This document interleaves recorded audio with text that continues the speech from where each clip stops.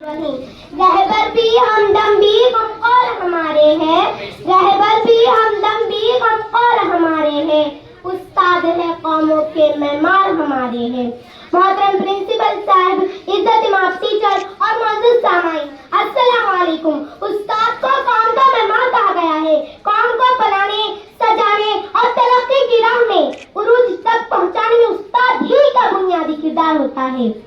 जैसे कारीगर पत्थर को तराश कर हीरा बना देता है, जैसे कुम्हार मिट्टी के ढेर पर मेहनत कर खूबसूरत बर्तन तैयार करता है, जैसे एक मेहमान ईंट पत्थर सीमेंट से एक खुशनुमा महल तामीर करता है, जैसे एक परिंदा अपने नन्हे मुन्ने बच्चों को नीलगाह फिजाओं में उड़ना सिखाता है, ऐसे ही उस्ताद कौम को बनाने में बुनियादी किरदार अदा करता है।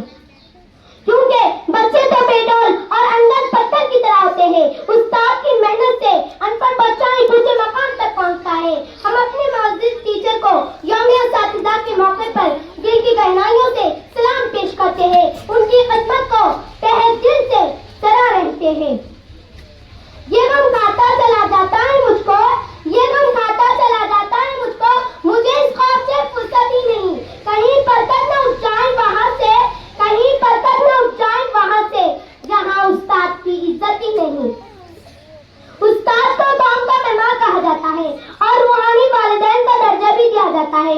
उस्ताद का पेशा ऐसा है जिसका ताल्लुक पैगंबरी से है। इस पेशे के मकसद ही इंसान साजी है, जो एक ऐसे सनत का दर्जा रखता है जिस पर तमाम सनत ही नहीं बल्कि सारी जिंदगी का दारोमदार है।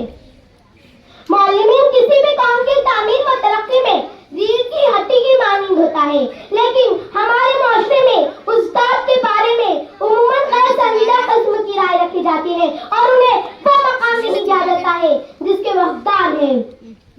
कौमें जब भी उरूज हासिल करती है तो अपने उस्ताद की तकरीम की बदौलत ही हासिल करती है।